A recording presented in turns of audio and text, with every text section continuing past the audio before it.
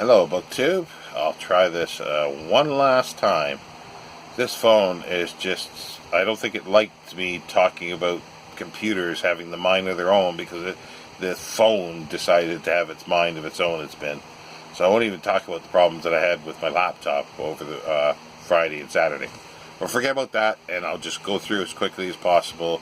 It's a book haul and what I actually had read yesterday late afternoon and finished this morning. This is A Magnificent Farce by A. Edward Newton. It's the third volume of his essays, and this is A Magnificent Farce and Other Diversions of a Book Collector, and published by the Atlantic Monthly Press in 1921, and a frontispiece by William Blake. And again, just it's the same fare about authors and book collecting, but they are quite long. There's lots of illustrations in it, facsimiles of letters, photographs of letters of authors, title pages, and so forth. Condition of this was okay. I didn't spend too much on this, but they described it as fine, but as you can see, the boards are showing through the paper covered with cloth on the spine. It's not fine, but I'm okay with this. I'll have to try to make sure it doesn't deteriorate anymore, and I don't think I'll ever upgrade that one unless I find another problem with it. This one here is a bit interesting. It's Odd Memories by R.S. Garnett. It's by Blackwood, William Blackwood and Sons in 1932. Really interesting second title page, colored there. But the boards are awful thin. I have a feeling that this might be sort of a cheaper reprint. Like they did that. They had the full price one, and then they came out later with a cheaper version of it. And this has the feel of that. But it's a second. Basically the subtitle is More Book Hunting Adventures, and this first one is Some Book Hunting Adventures, a diversion.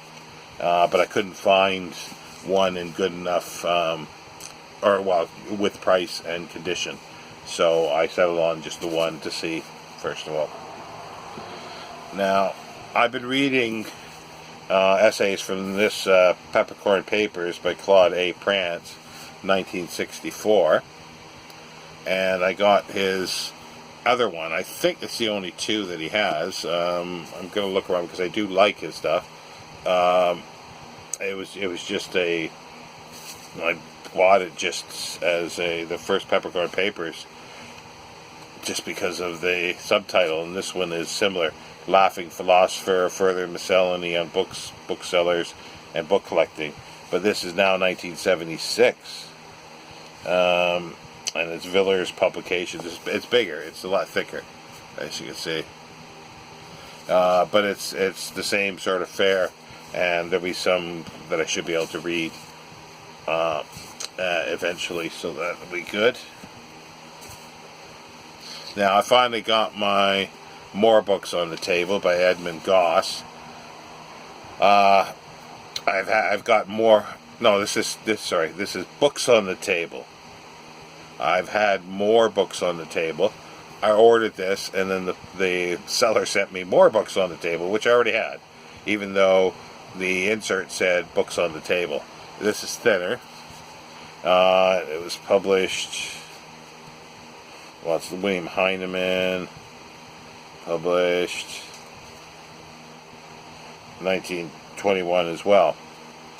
And there is a whole list. He was quite prolific, so eventually I'll probably work my way through them, but I sort of tried to identify the essay ones. I couldn't find, there's not too many of these available. I think I had to go to eBay to get something, unless just I want to spend 50 or 60 pounds, and no, I don't. This one is a bit rough. You can see sort of stains on it there, but It was £2 with some shipping costs, so that's fine. And if I ever get one that's reasonable price to upgrade, I will. This was an upgrade. This is ASW Rosenbach's Books and Bitters. I have a copy, but it's in really bad shape. It's falling apart, and I showed it in the it's all sun damaged along the spine. I showed it in the Books About Books shelf tour. This is the American edition, this is the British edition, 1928. First published in Great Britain, so I'm assuming the 1927, it says copyright, is the American, but I'm not sure who did the American one. But this has the jacket. This was a little more than the others. This was £10 with shipping, but there was a lot of photographs, so I was happy. I was happy to pay that. So that's it. That's today, and it was funny that the mail lady who dropped these off was a little perturbed that she has to bring a tray of all these to me, and saying that, like, so much under conditions like this. And I said, well, so then I sort of apologized. I'm sorry, but I didn't expect everything to be coming on one day. I figured things would be trickling through. And then she says, well, no, we're holding things back so we don't come every day with a package. So we're doing it like once or twice a week until, like, the tray is full. And I'm going, and then I just said, well, then how's that my problem? You're waiting for it, so, why are you complaining? And I just said, why are you complaining that you bring so many at once? It could have been, the normal carrier could have been bringing one a day. I don't know. But yesterday I did start reading again in the late afternoon, and finished this morning, Pandemic 1918. I won't go into detail because I've done this a couple times and it just keeps cutting off, so I'm not going to go into detail. If anybody wants me to go into detail of this, then do let me know in the comments, and I'll make a video, sort of, not really a review, but go through what it deals with and how it's dealt with. I like the author, Catherine Arnold. She's a very good writer. She's an academic, but this is not an academic book. It's well researched. There's well footnoted. There's a lot of sources, bibliography, and it's very readable. And other books, I was only able to find one. There's 3 that she's done on London. This is City of Sin, London, and its Vices. I haven't read this one. The other 2 are Necropolis, London, and its Dead. I think you're seeing a theme here. Bedlam, London, and its Mad. Those are fabulous. And I'm sure this one is as well. They're all about the same size. They're about 300 or 300 and some pages long. And well documented. But, as I say, not academic, but they're fun reads. They're quick reads. As I say, because I started the other one. This one I haven't read. Not sure when or I'll be tucking into this. I might try to find the others and just sort of read them, and I'm not sure if there's a order to them at all. But yeah, there's one other one. Sorry, there's one other book that came in the post that I forgot about.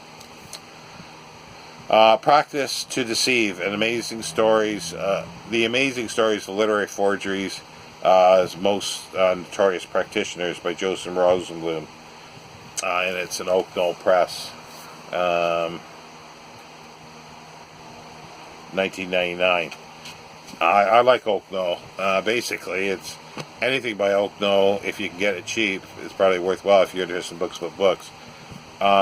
There's other titles here on the back that are literary forgery that look fantastic. I've got one of them. It's The Two Forgers, the story of Thomas Wise and Harry Foreman. And there's this one, the practice is, but there's the 2 others, The Prince of Forgers, the story of V.D. Lucas and his 27,000 forgeries. There's Fakes and Frauds, edited by R. Myers and Emma Harris, Varieties of Deception in Print and Manuscript. And The Judgment of Experts by James Gilreath, the story of Mark Hoffman and his forgeries, and Text Fake by William or W. Thomas Taylor, a masterpiece of bibliofraud detection. So yeah, so that's and I think that they are cloth still, and as far as I can tell, they're sewn, so they're well-made books. But anyway, I'm gonna leave it there. That's 10 minutes, so I'm gonna hopefully avoid getting this cut off again. But yeah, as I say, if anybody wants me to go into more detail of any of these, that's fine. Or if you want me to do a video on Pandemic 1918, I love the cover of this, the British edition. It's better than the American one. I'm gonna have to check because it's very similar to the cover on Ministry of Truth, at least the style. That's a bio of George Orwell's 1984, and I kind of wonder if it's the same artist that's done it. But anyway, I'll let you go there. It's 11 minutes now. Take care, Book 2. Bye.